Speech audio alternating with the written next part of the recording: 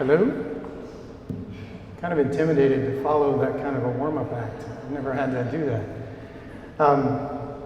Thank you for the introduction, and Alicia, there are only 3 Star Wars movies that you need to worry about soon.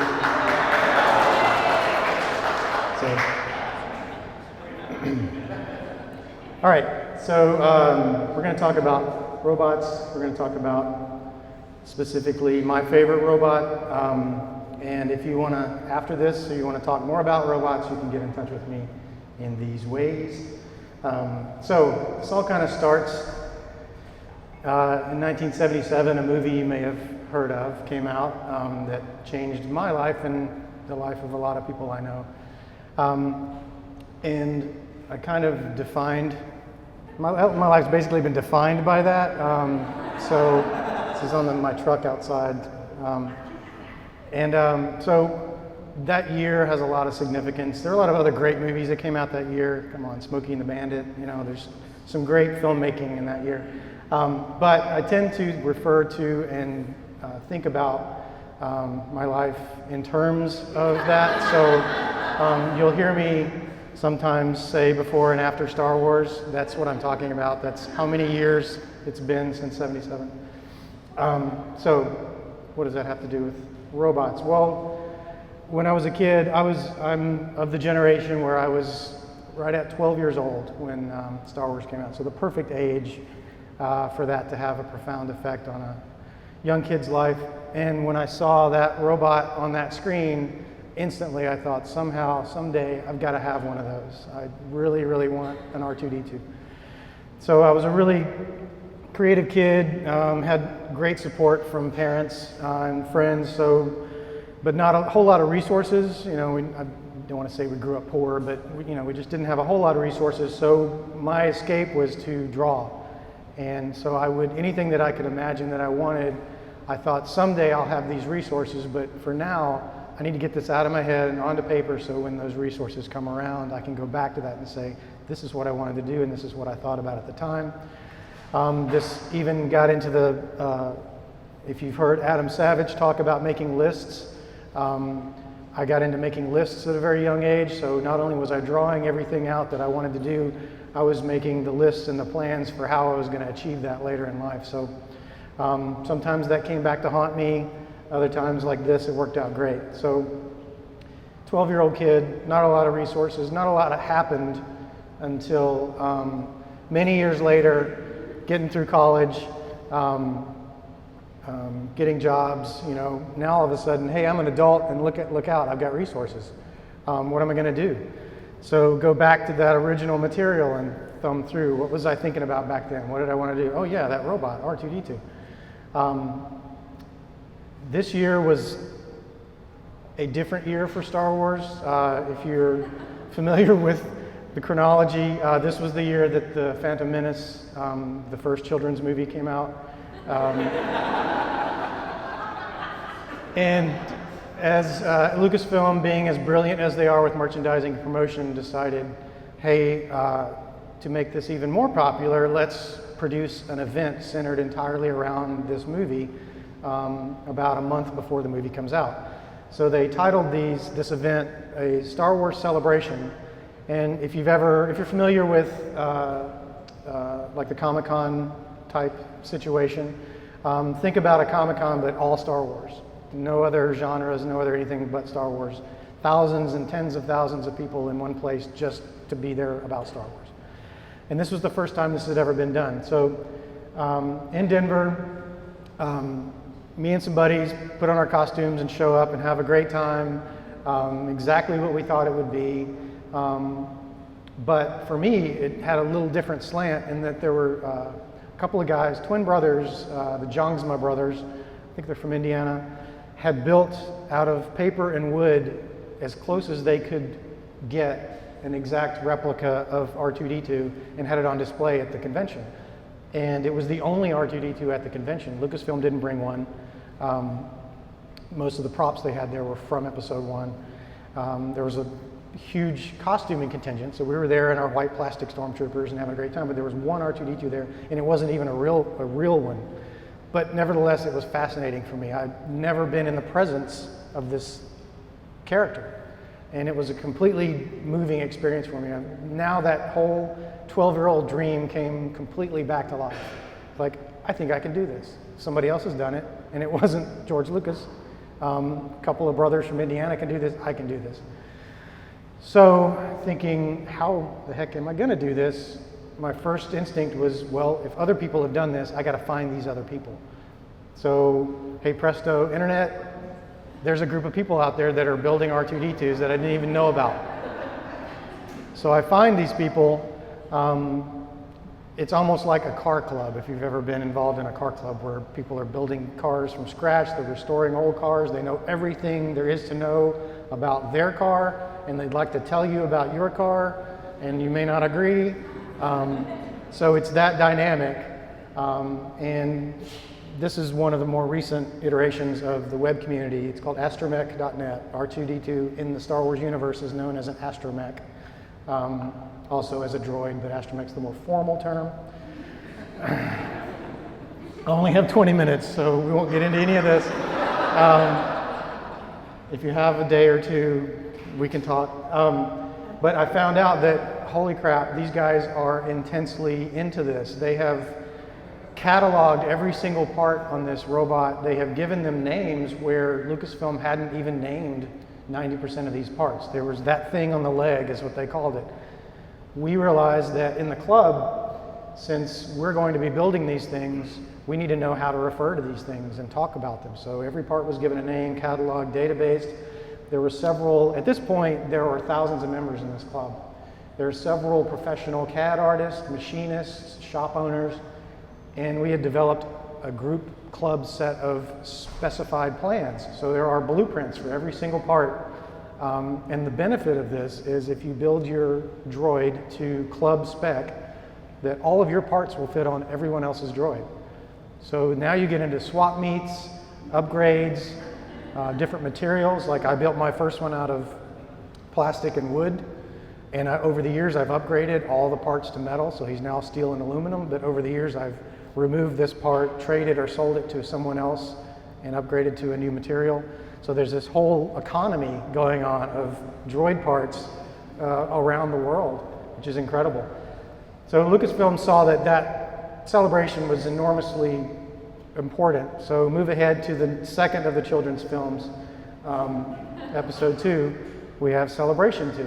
And this, you'll see this trend they figured out. We can throw an event a few months before the film and just have a huge attendance. By this point, I'm around here. I've got started building, collecting, buying, fabricating parts. I've got most of a droid. Wasn't able to take my droid to this convention. A couple of years later, almost there. In the club, this is what we call part porn. This is just kind of showing off all the stuff you've got and kind of bragging. And if you're familiar with knolling, some guys even knoll their part porn, get everything nice in Kentucky, you know, everything's all organized. So moving on, the third and thankfully final of the children's films. In 2005, I'm at this point. I've got R2 rolling, making noises, flashing lights, actually being a robot. So third one is in Indianapolis. It's drivable, so we throw R2 in the truck, take him there, have a great time. But before I go there, I think, okay, I'm going to this convention. There are going to be dozens, possibly hundreds of people there with their robots, because this is the third, this has been going on for 6 years now. So what can I do to differentiate mine and make him stand out, make people pay attention to him? Well, around that time, I met my wife. my future wife, whose name is Leia, so go figure, this was destiny. And she's a costumer, and she's a Star Wars fan, so this was meant to happen. So we thought, well, I had never seen anyone build an R2 that actually had the Princess Leia message being projected out of the R2. Lots of guys had the sound effect, and they just had the one little line, "Help me, Obi-Wan Kenobi," but no one had the whole presentation. So I thought, can we do that? So we watched the film over and over again, which like we hadn't already. And if you watch that scene, there is no single take of her message. In typical George Lucas quick cut style, there's a shot of Carrie Fisher, then there's a shot of Mark Hamill, then there's a shot of the droid, then there's a shot of some atmospheric thing, and it just cuts back and forth, different angles, different so there's no way to get that whole, I just want the hologram. Just give me the 2-minute hologram. There's no way to get that. The audio was there, so we took the audio, I charted it out on a big card, wrote in blocking directions, you say this, you turn here, you do this. We borrowed a green screen from my office, and we set up a shoot. She got into her Leia, blockade runner Leia costume, and we went through this 15, 20 times, and she nailed it, and we ended up with, let's see if I can make this work.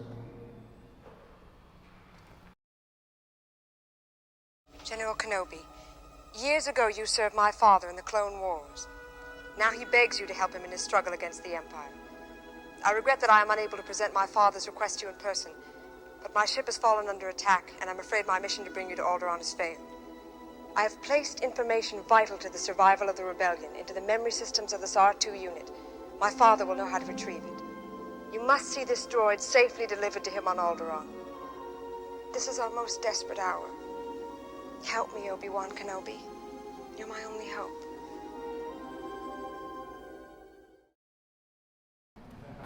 So, got that in the can, figured out a way to, and this was right at the beginning of when those little Pico projectors came out. They were insanely expensive. Managed to get one of those in there, and we were able to project that message out through the holoprojector, the actual place it comes out in the film, onto the wall and get almost there, you know. Of course, you've always got the doomsayers like, well, it's not in 3D, it's not an actual hologram. To which I say, show me yours, you know. Does your droid do that? I don't think so. Back to the car club thing, you know. So we're at Celebration 3, and Jason Smith, who was the head of the club at the time, had managed somehow to wrangle George Lucas to come through the droid builder's room. At this point, the droid builders club was large enough that the company that produced the event with Lucasfilm had given us a 3,000 to 4,000 square foot space to exhibit all of the robots that we had. And they managed to talk George's wranglers into getting him to come through this room. He was supposed to, and he had like, it was like Secret Service. He had, you know, his advanced crew came in and plotted everything out, and his handlers said, okay, he's gonna come here, he's gonna come here. Don't talk to him, don't look directly at him, no photos, you know, it's like, rah. He came in and he was supposed to spend 5 minutes and run through and get out because he had to catch a plane. He ended up spending over an hour in the room and talked to every single builder, shook hands, posed for photos, and you see the guy who's bent over staring. What they're staring at is my Leia message projected on the wall. And Rick McCallum, who was the producer of the children's films, is saying to George at this point, is that Carrie? I can't tell, is that Carrie? How did they get this? And George looks at me and goes, that's not Carrie. I said, no, we couldn't afford Carrie. That's my wife, and we did all of this, you know, on our own. And George looked to Rick and goes, we need to hire these guys. And Rick goes, yeah, I've been talking to them. They build these in about 6 months to a year for maybe 10 grand. And George's like, we spent $100,000 and it took 5 years for ours. We definitely need to hire these guys. So that was the joke for a long time. What we didn't realize is that previous to that, and Jason had to keep, the president of the club had to keep this quiet for a while. But if you watch episode 3, at the beginning, in the opening, you'll see and this is kind of hard to see, but Obi-Wan's ship, he's got R4, his red-headed droid that's in his wing. You'll see at one point, the buzz droids will rip the head of that droid off and it basically, the metal is destroyed and it flies away. What we found out later is that Lucasfilm had approached the Builders Club secretly and said, in the new film, we need to destroy the dome of a droid, and we don't want to destroy one of ours. Can we buy a dome from the club? And the guys who were manufacturing the domes at the time were like, let me think about that for 2 seconds. Yes. So we sold a dome to the club, and at that point, if you know anything about film fandom and prop building and costuming, there's this term called screen used, which can make the value and the importance of a prop just go through the roof. So at this point, we considered all of our droids to be screen used because Lucasfilm had purchased the dome that 90% of us use in our droids. So that was a cool win in our column. So a little side note on, you saw me in the Stormtrooper costume earlier. The guy who started that club, the Stormtrooper Club, his daughter, Katie, came down with some form of pediatric cancer early in her life. She was maybe 5 or 6 years old. And before she passed away, she asked her dad if he would build her an R2-D2. And he was like, honey, I'm a Stormtrooper builder, I'm not a robot builder. But he told us about it, and the guys got together in the club and donated enough parts to build an entire droid, and her favorite color was pink, so we painted it up pink, and we named the droid R2KT, because that was for Katie. And she was able to see it before she passed. So that was a really cool thing. So now,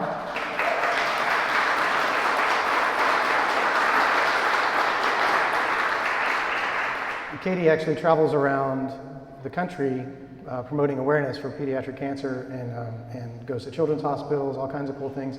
Lucasfilm found out about it and actually produced an action figure based on Katie, and then went so far as to make her a character in the Clone Wars. So she's actually canon and screen used, which is really cool now.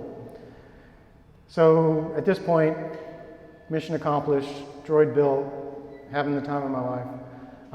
Fast forward a few years, the celebrations are still going on. Even after they stopped making the movies, they realized we can just keep having these and people will still come to them. So they started doing them every couple of years. The most recent one was in Anaheim, and I'll talk about that in a minute. But prior to that, number 6 was in Orlando, was one of the largest gathering opportunities for the droids, because most of the guys live on this side of the country, so they could actually drive their droids there. And this was our group photo from that event. So here's all the builders with all the droids that could make it down to the photo opportunity. A lot of guys didn't have theirs finished and couldn't drive them. So there's probably just as many as are in this photo that are still upstairs in the display room. And just a little behind the scenes. So this is during while this photo is being taken. This is from my perspective down in the crowd. I don't know if you saw, I'm kind of like way up there with the bandana on. So from that perspective, this is what it's like to be in a sea of robots, all of which are turned on, operating, running from remote controls that are in the hands of the guys that are standing around you. So there's this term called stick bump with the remote controls. If a guy's, it's sort of like butt dialing, but with a robot. So if you're standing there and someone bumps your stick and your droid just takes off. So this is happening while all of this is being organized here. And another cool thing that happened coinciding with that event was Kenny Baker's birthday. So Kenny Baker was the actor who was actually inside of R2-D2 in the first 3 films, in the 3 films. Anytime you see the droid with 2 legs, Kenny's inside. Anytime you see the droid with 3 legs, it's a remote control. So that's your sort of judgment there. It was Kenny's 80-something birthday. So he rolled out, and we brought, what you can't see behind here are basically every droid that was in that photo. We kind of did a droid parade through the convention center to where Kenny was signing autographs and kind of surrounded him, and he was all happy. It was kind of cool. And just other random celebrities that have posed with my R2. This is Felicia Day on the left. On the right, Todd from Different Strokes. And then in the middle, my personal hero, Ben Burt, who is the sound designer for Lucasfilm, was one of the producers of WALL-E. He's the voice of WALL-E, did all the sound effects, the voice of R2-D2, brilliant sound engineer. And a little more random stuff. So how do we get these robots to these conventions. So there's a couple of guys who have what they call the R2, the Droid Express, and they will bring this trailer across country and basically go city to city and pick up robots and take them to the conventions. So it's like this whole transport system now that we have in place to move them around. And someone asked earlier, you know, there's an R2 Builders Club. Are there other Builders Clubs? There's one for everything. Buddy of mine, Chris Bartlett, founded the 3PO Builders Club. And you can build, since 3PO is an actual walking character, you can build him as a costume, as a statue, or as an actual animatronic figure. Chris did he pioneered all of the castings and actually figuring out how to make all of these different pieces, and ended up, he's the exact height and weight of Anthony Daniels in body build, so he's the perfect person to do this. Ended up doing this so well that at conventions, Anthony Daniels would seek him out. And at one point, I have some video of going up to Anthony's hotel room with my R2 and Chris and his 3PO, and Anthony actually giving Chris lessons of, you stand like this and turn your head like this. And Chris picked up on this and started doing this at conventions to the point where he caught Lucasfilm's attention and became the go-to understudy for Anthony. And then when Disney bought Lucasfilm, Chris is now the Disney Park 3PO. So when you see Star Wars Weekend, you see any C-3PO in the park at Disney, it's my buddy Chris. So this whole screen use thing is getting really creepy now. Like my friends who are making copies of stuff in the films are actually working in that universe now. So today, we're 38 years on. A couple months ago, the most recent celebration was in Anaheim for the next film that's coming out in December. We are all cautiously optimistic. Don't screw this up, JJ. We took a quick family portrait while we were there. And we got, I think there were a total of completed about 96 droids in our droid room, which is about 6,000 square feet this year. And at these conventions, if you've been to one, you know that it's mostly lines. You're waiting in a line to see this, and then you get out of that and you go wait in another line to see this. So the lines are long. One of the lines went right by our builder's room. And so we thought, why not just entertain people while they're waiting in line? So we made a schedule. This builder will take his droid out for this hour and he'll run around and play with people, and then he'll come back in and someone else. So it was my time to be out entertaining the line, and the line had just left. And there was a kid in a wheelchair and his parents were hanging out waiting for the next line because they wanted to go see whatever that line was for. And I just mess with people, so I'm just driving R2 around and this kid is laughing and whatever. So we start doing this little dance thing. I'll spin R2 around and he'll spin around, and he's giggling like crazy and everybody around him is giggling. I didn't know that someone behind me was videotaping this and had put it up on YouTube, and at one point it was almost 250,000 views. People had looked at this. I found out later that it had showed up on Entertainment Tonight, on some show, some like evening news in Australia. It was on CNN. It was all over. It was on Reddit. It was everywhere. So I thought you might enjoy seeing that little interaction, just because it's so fun to do this. So this goes on for quite a while. At that point, I'm not really driving a droid. I feel like I'm operating a puppet, because the person is so invested in the character, and I'm over here. I've got usually we drive with the remotes behind our back so that we kind of fade. It's like the man behind the curtain effect, so that whoever's interacting with the droid is paying attention to the droid as a character. And this just kind of went way beyond that for him. So here's a view of inside the room. This video may be way too long. I'm going to just kind of skip through it, but I did a walk around, and you could see, starting with mine, and it's just droids for days, just more and more. And some guys and girls are taking new directions with these. So there's a steampunk droid you'll see in here. There's a Robbie the Robot droid. There's a full Lego droid right there we just passed. Here's the steampunk one. There's the leg lamp that another buddy of mine made, if you know that film. Clone Wars version. This guy actually has his kids can ride inside his droid. There's my buddy Nick. Another pink droid. So it just, everybody has their own take. Like I said, car show.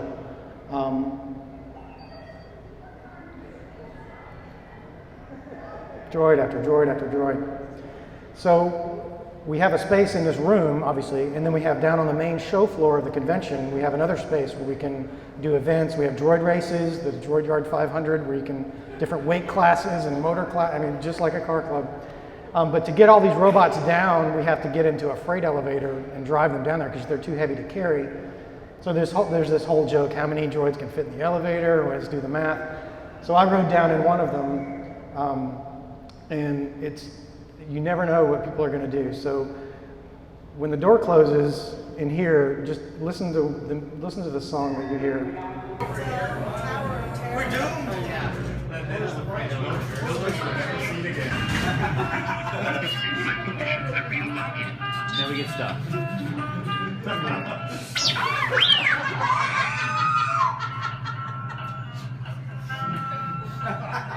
Every R2 here has that sound.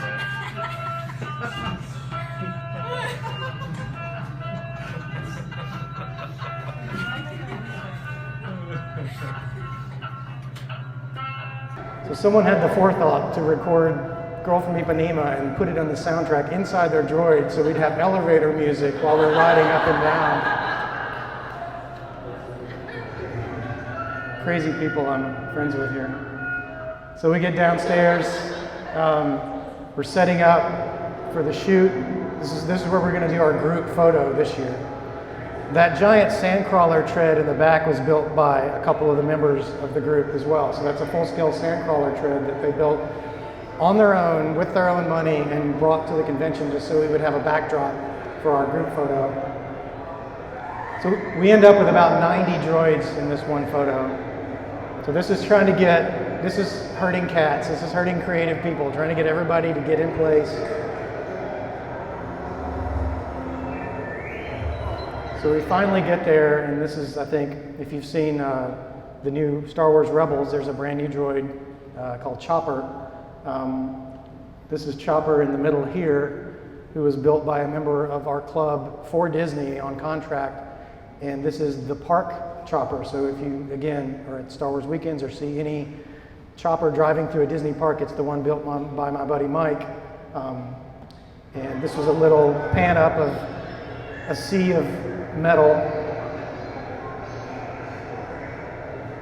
We called this the $1 million shot because we estimated that's about how much value of droids there was in this one spot.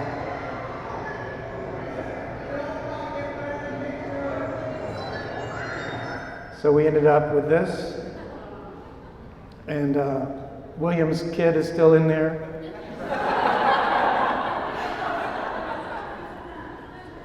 She actually enjoys it. She doesn't have a great facial expression ever, but when you ask her, she's like, yeah, it's okay. And then one with all the builders. I'm back, where am I? I'm like right there.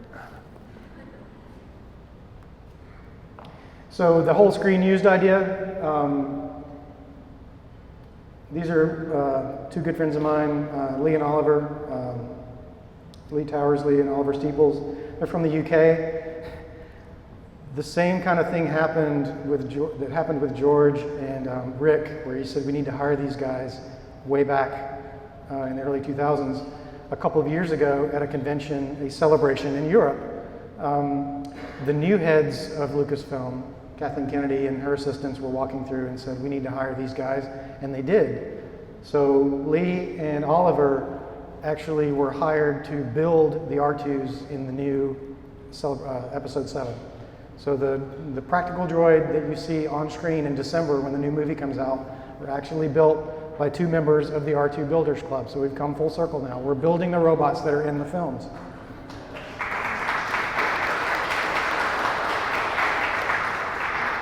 And if you talk to these guys, they're just like, holy crap, it was awesome. You know, they're just like, they're still just, you know, crazy robot builders. And if you watched any of the promotion or any of the release information of the trailers or whatever, you may have picked up on this guy. So this is the new hotness. This is the new obsession in the club. BB-8 is like, okay, how do they do it? How are we going to do it? How many of these are there going to be at the next celebration? So I've got a quick clip here. You can see now in this clip why we're so excited about this, because J.J. Abrams took the time and the money to actually have the practical model of this robot built. And we found out later that it cost 4 to 5 times more to build this practical, actual prop robot than it would have taken to just do it in CG. So they recognized the importance of having these real props, which is how George did the original films. So that really, really hit home, but it's a robot in a Star Wars film, so we got to figure out how to bake it. Please welcome BB-8.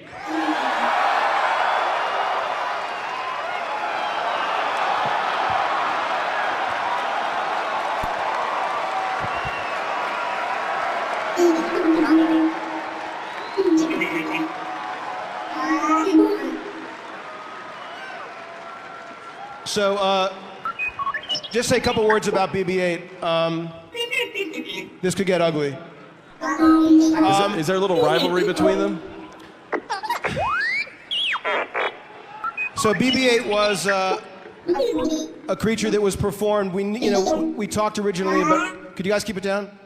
We talked originally about how to do this, how to best, have BB-8 in the film. So I'm not going to go. This is really long, but BB-8 is a practical robot that is a ball that rolls around. So how the heck are we going to do that? So there's actually a BB-8 Builders Club that has formed around this. And 2 of the members are engineers from NASA, work in Huntsville, and one guy is a professor of robotics at MIT who happened to already be in the R2 Club. So I think we're going to figure this out.